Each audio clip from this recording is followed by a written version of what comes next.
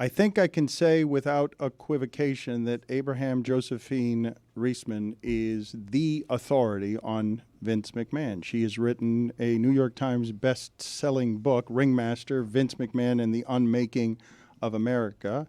It's the definitive biography of the WWE co-founder, who at the moment has been winning money, winning at life, immune from all consequences, gets to make all of the money and have all of the power and very few consequences. And now there is what I believe is a truly shocking lawsuit. And not everything in all lawsuits is true, but this person has a history, Vince McMahon does, of truly dreadful, awful behavior, and yet still I was totally shocked by some of what it is that I was reading. So, Josie, thank you for joining us.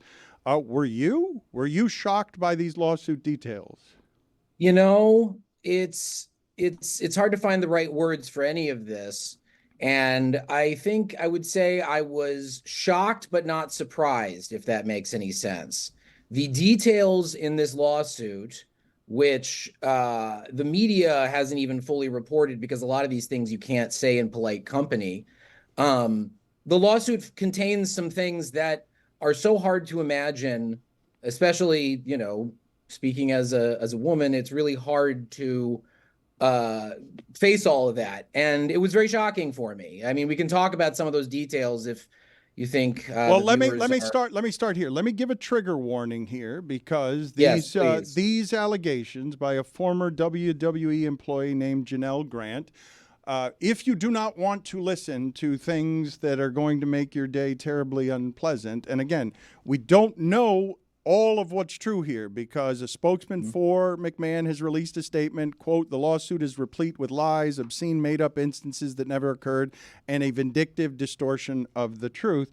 But with that trigger warning in place, Josie, you're a really good authority on this, and you're a journalist. You're trying to be fact-based. What do you believe is true here? What do I believe is true? Well, one thing that really, I think, hammers home that this may be rooted in deep truth is there are receipts in the form of screenshots of text messages from Vince McMahon, allegedly from Vince McMahon, in the lawsuit. And, the content of those text messages is very shocking, but it also reads like the way I, from the best I can do, understand Vince McMahon to think.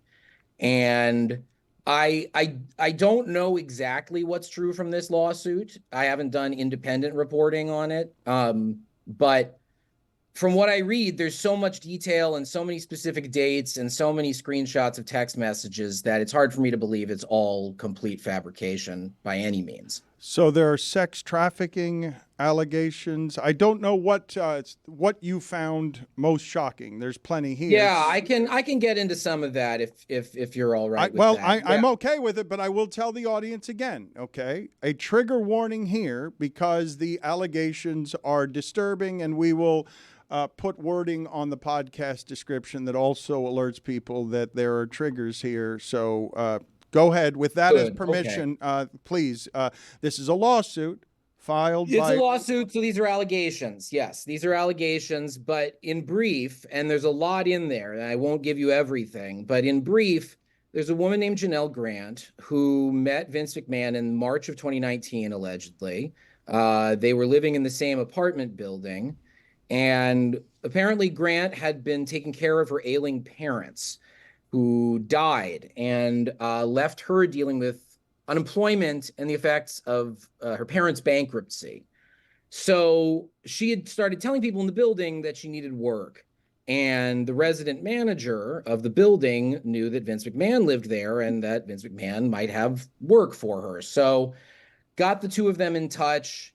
Vince dangled the possibility of, this is all alleged. I keep having to say that, I suppose, but dangled the possibility of work in exchange for sex.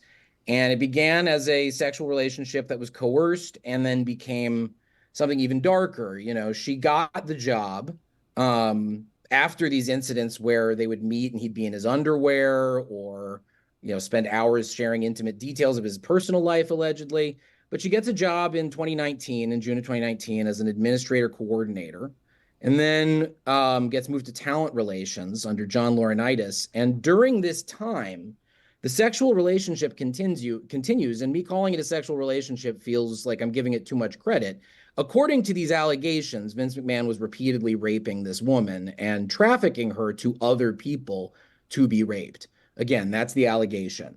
There's allegations in there that Vince forced her to have a so-called threesome with another person. And during that time, this is probably the most shocking thing in terms of sheer out there-ness, but apparently he defecated on her back while the threesome was happening, and she had to complete the sexual encounter while still covered in those feces. And it's hard to say, it's hard to even think about, but that's the allegation that's in there. And there's some text messages that they list or include from after that.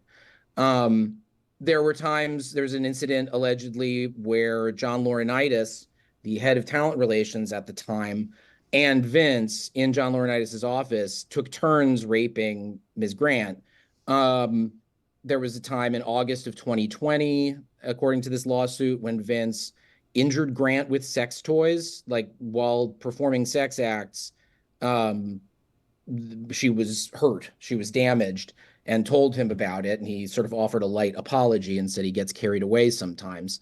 And to bring somebody else into it, there's someone who is not named in the lawsuit specifically, but is apparently both a WWE star and a UFC star, Ultimate Fighting Championship. And the Wall Street Journal in their reporting, Brock Lesnar, right? Brock Lesnar. Right. They in the Wall Street Journal in their reporting, this is alleged as well.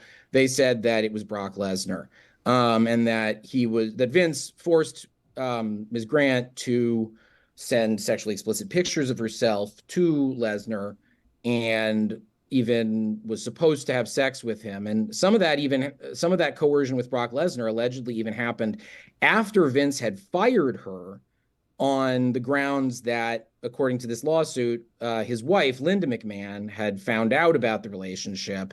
And so Vince had no other option but to fire her and coerce her into signing an NDA. And that's part of what this lawsuit is about, is trying to break that NDA. And yeah, it's shocking stuff. There's more details in there, but that's the general color of those allegations. All right, I have a number of questions off of that. So, does this dehumanization and degradation of women fall in line with your reporting? Because I know you talked in your book to a former referee. Does it fall in line with your reporting about in your biography of him? Mm-hmm. Yes.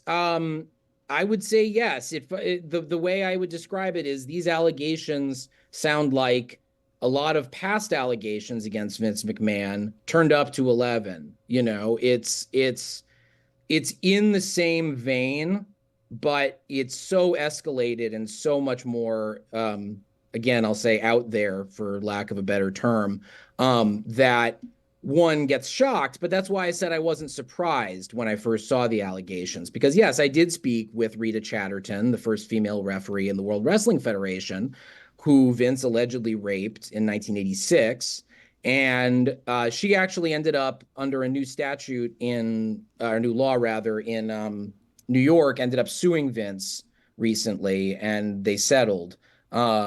But yeah, there's many other allegations. There's allegations that he assaulted a tanning salon employee in Boca Raton.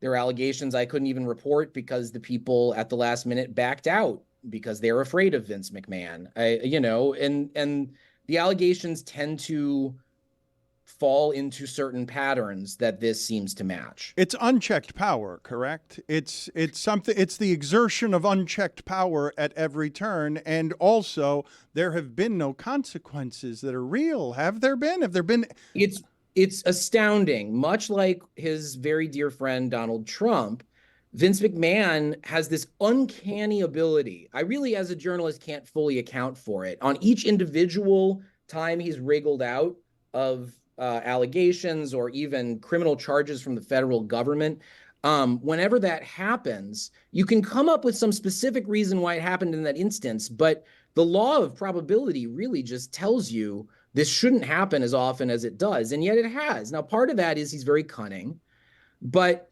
part of it is he's very shameless, and part of it is he's just very successful. You know, once you reach a certain level of success in the United States of America, you can get very far by being utterly shameless and not apologizing for anything. You know, we've learned that in the past decade, and Vince learned that before a lot of other people did. Can you explain to me, because you mentioned that Janelle Grant signed an NDA. For those who don't know, it's she signed away the ability to disclose some of the things that are now disclosed in this lawsuit. What does it mean that she signed an NDA and is now doing this? Does it mean that there might not again be consequences because what she's doing, she's contractually not allowed to do? I am not a lawyer. I will tell you, I'm sure there are intricacies here. They wouldn't have brought the suit forward if they didn't think there was a way out. From my understanding, laws have changed in recent years. I'm not saying this is necessarily the exact logic for this. You're not a lawyer. I will preface all of this, but this is not necessarily your area of expertise, but it's one of the questions that I have. Sure. Yes, she is opening herself up to risk, absolutely, because the document was signed. Now, part of what she says is the document was not fulfilled on Vince's end, and he didn't fill out didn't finish the payments on this settlement, or rather this NDA that she had signed. So perhaps the logic is if he didn't fulfill his end of the bargain, then it's a void document anyway. But I think it's in play. I think it's a risk she opens herself up to, but at the same time, these details are so I don't know the right word for them. They're terrifying. And I think there's a chance that it's happened before. She can get out of this NDA and there could be consequences. But I don't know. I don't know. Vince gets out of a lot of things. Okay, so I guess what I was going to ask you is, can the WWE keep looking the other way? Is this another one of those instances that's not going to come with consequences when it's stacked on top of a mountain of incidents that have not come with consequences? Well, WWE, the question now is, if it were still Vince in charge of WWE, absolutely, there would be no consequences. I have no doubt in my mind. I mean, terrible things have happened like you wouldn't believe and kind of have inoculated fans and workers in the WWE sphere. And this stuff doesn't bother them enough to give up on the product. But you have to remember, WWE is no longer owned by Vince McMahon. It's owned by Endeavor. It's now an emerged entity, TKO Holdings, with UFC. Vince does not have the ultimate power anymore. So, but that's so people should know, Josie, correct me if I'm wrong about this business transaction. The reason that is at least so is because Vince McMahon had to wriggle around things like this that we all knew were coming. Like, the reason he wants to be in charge of WWE. He cannot be because of things like this that all of us knew that were coming, that are now protected by corporate entities. I know. Here's the thing. If we were playing by the rules in America right now, in general, I would say, wow, WWE and TKO and Endeavor, they have no choice but to drop Vince McMahon. But what you have to remember is we're in this era now where a lot of very rich, powerful people are no longer living in reality, or at least the same reality as people like you and me. There's this real anti-truth and pro-revenge and anti-woman trend in the way business gets done at the highest levels. So that's both in terms of, like, are they going to jettison Vince? I don't know. I feel like he can get away with a lot. And will the fans reject Vince? I don't know. They like the product. It's so frustrating to see that the rules don't necessarily apply, but that's the reality we're living in, you know?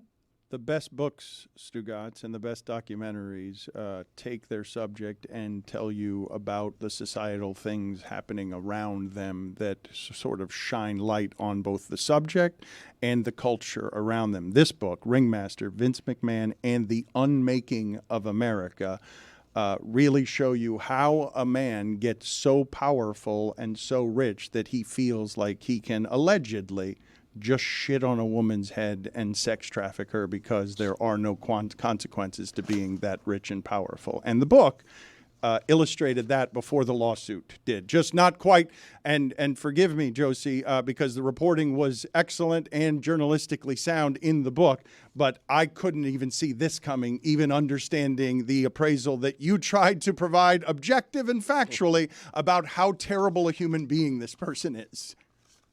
Well, I appreciate your kind words about the writing. It was a hard book to write because you really have to stare into the abyss when you hear a lot of these allegations. So it's very gratifying to hear that you enjoyed it. Thank you. Enjoyed it is not the word I would use, but I thought I don't know. That's not. As soon as I said that, I thought maybe that's not the right Josie, word. No, fair. It was fair, but I thought it was illuminating and very well reported, and that's how I can arrive at the same place where you are, where I'm somehow shocked and can't be surprised, because if you've read this book, it kind of tells you, well, this is what Josie was able to find out. This is just the stuff that could be proven and verified and vetted by lawyers so that you could put it out there.